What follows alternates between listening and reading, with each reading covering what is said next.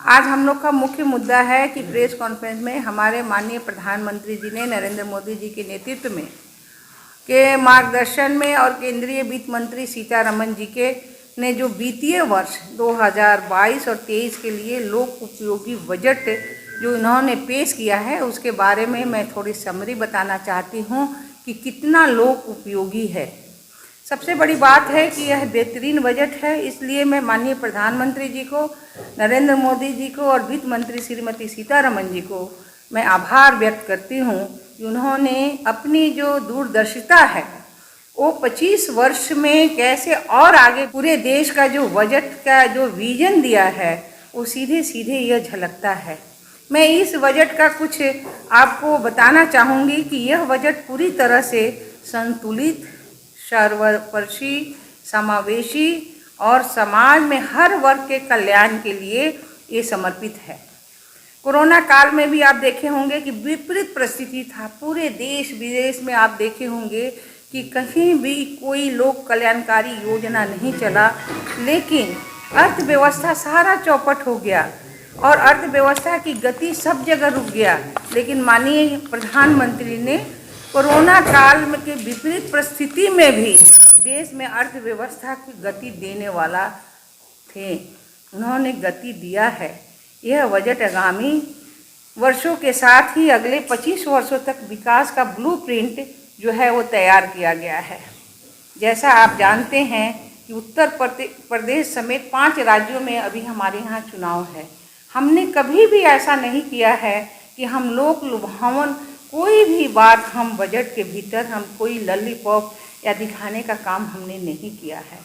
अगर हम कोई रिझाने का काम, टैक्स में छूट देने का काम, ऐसा कोई भी काम हम लोगों ने नहीं किया है। बजट जो है वो देश का आत्मनिर्भर बनाने के लिए और गरीबों के हित में बनाया गया है। आप देखे होंगे यह बजट शिक्षा, स्वास्थ्य, जन कल्याण में समर्पित है।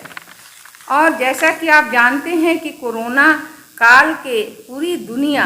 अर्थव्यवस्था में डामाडोल हुई है, ऐसी स्थिति में यह बजट देश की अर्थव्यवस्था में गतिमान बनाने का एक बहुत बड़ा कार्य था, बनाने वाला कार्य था। और अंतर्राष्ट्रीय मुद्रा कोष के मुताबिक अगर हम देखें तो 2022 में भारत की विकास दर जो है वो 9% से अधिक तथा वित्त वर्ष में 21 और 22 में ये 8.5 के आसपास रहने का अनुमान है। पिछले 2 साल के कोविड के कारण राजस्व प्रभावित जरूर हुआ, लेकिन तब भी सरकार अपनी गरीब कल्याणकारी जो योजना है उस योजना को कभी भी बंद नहीं किया। और यही कारण है कि कल्याण में राहत पैकेज का बड़ा ही खर्च हो रहा था। आप देखे होंगे कि 5 केजी अनाज का जो हम वितरण कर रहे हैं, या आत्मनिर्भर बनाने के लिए आत्मनिर्भर योजना के तहत उद्योग धंधे को आवश्यक आर्थिक मदद में दिए गए। इससे सरकार को टैक्स भी मिला और जन कल्याण कार्य भी हुआ, क्योंकि आप देख रहे हैं कि जन कल्याण इसलिए हुआ, जब गति होगा काम में तो निश्चित रूप से उसमें जो है हमारे लोगों का परिवेश होगा और ज़्यादा लोग काम करेंगे तो सरकार को भी अच्छा टैक्स मिल पाएगा। सरकार ने आयुष्मान योजना से दुनिया में एक नज़ीर पेश किया। कहीं भी पूरे देश में ये नहीं है कि हम 5 लाख रुपया अपनी गरीब जनता को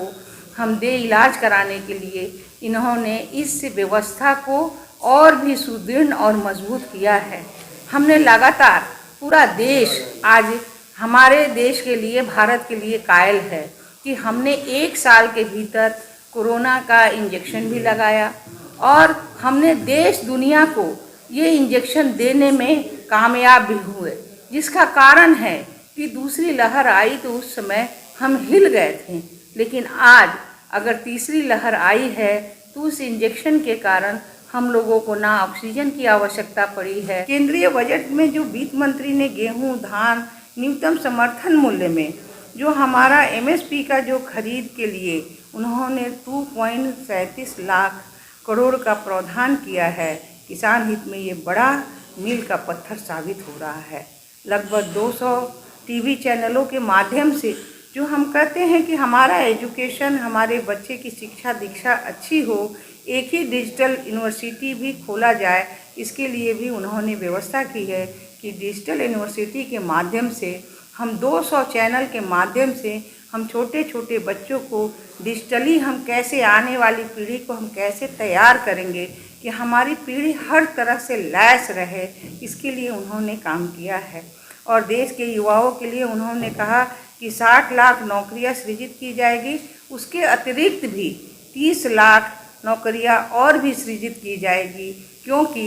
जब हमारा काम बढ़ेगा और हर तरह से हम काम में जब आगे कामयाब होंगे तो निश्चित रूप से हमारा इतने बच्चों का उसमें जो है नौकरियां मिलेगी।